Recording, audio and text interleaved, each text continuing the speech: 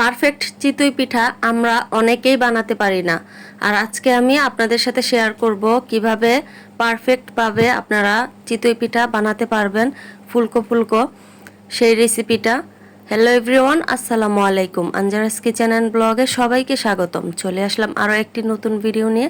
আজকে আমি পারফেক্টভাবে চিতই পিঠা বানিয়ে দেখাবো, আর সাথে ছিল গরুর মাংস আর রাজহাঁসের মাংস। তো চলুন আমার আজকের ভিডিওটি দেখে নেওয়া যাক।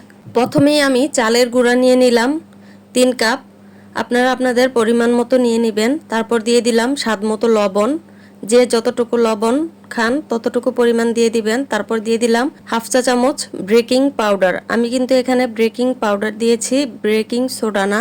সোডা দিলে পিঠাটা লাল হয়ে যায়, চেষ্টা করবেন বেকিং পাউডারটা দিতে। তো তারপর হচ্ছে আমি কুসুম গরম পানি দিয়ে দিব এখন একটু মথে, তারপর এটাকে আমি ঢেকে রেস্টে রেখে দিব আধা ঘন্টার জন্য। আর চিতই পিঠা বানানোর সময় অবশ্যই রেস্টে রেখে দিবেন, এতে করে পিঠাগুলো অনেক সুন্দর হবে। তো এখন আমি আধা ঘন্টা পর ফিরে আসলাম। তো এখন আমি আবারও মথে নিব ভালোভাবে।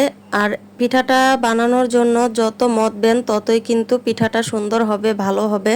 তো আপনারা চেষ্টা করবেন একটু ভালোভাবে মথে নেওয়ার জন্য। তারপর আবারও আমি কুসুম গরম পানি দিয়ে দিচ্ছি। পানিটা কিন্তু বেশি গরম দেওয়া যাবে না, যেন হাতে সয় এরকম করে দিবেন। এখন আমার গুলাটা প্রায় পিঠা বানানোর জন্য রেডি। তো তারপর হচ্ছে আমি একটি কড়াই বসিয়ে দিয়েছি চুলায়। আর অবশ্যই কড়াইটাকে ভালোভাবে গরম করে নেবেন আর একটু তেল দিয়ে মুছে নেবেন, এতে করে পিঠাগুলো সুন্দরভাবে উঠে যাবে, বারবার আপনার লেগে যাবে না। আর আমার কিন্তু প্রথম পিঠাটাই একদম পারফেক্ট হয়। আমি পিঠা বানানোর সময় আমার একটা পিঠাও মিস হয় না। আর আপনারা যদি আমার রেসিপিটা ফলো করেন, আশা করি আপনাদের পিঠাগুলো সুন্দর এরকম ফুলকো ফুলকো হবে। তো আজকের ভিডিওটি যদি আপনাদের ভালো লাগে, প্লিজ আমার পেজটি ফলো দিয়ে পাশেই থাকবেন। এভাবে আমি সবগুলো পিঠাই বানিয়ে নিয়েছি।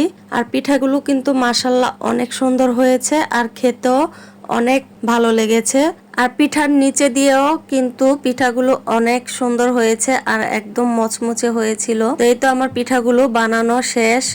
আর সাথে ছিল গরুর মাংস আর হাঁস ভুনা, একেবারে পারফেক্ট খাবার। আমাদের এটা রাতের খাবার ছিল, খেতে এত মজা ছিল খাবারটা। সবাই খুব মজা করে খেয়েছিল। আর খাবার যদি মজা হয় আর সবাই প্রশংসা করে তাহলে কিন্তু অনেক ভালো লাগে। আর আজকের ভিডিওটি আপনাদের কেমন লাগলো অবশ্যই কমেন্ট করে জানাবেন। আর কে কোথা থেকে দেখছেন সেটাও কমেন্ট করে জানাবেন। আর আমার ভিডিওতে যদি কোনো ভুল ত্রুটি হয়ে থাকে প্লিজ সবাই ক্ষমা সুন্দর দৃষ্টিতে দেখবেন। তো এই তো আমার আজকের ভিডিওটি এই পর্যন্তই। চলে আসবো আরও একটি নতুন ভিডিও নিয়ে। সে পর্যন্ত ভালো থাকবেন সবাই। আসসালামু আলাইকুম, আল্লাহ হাফেজ।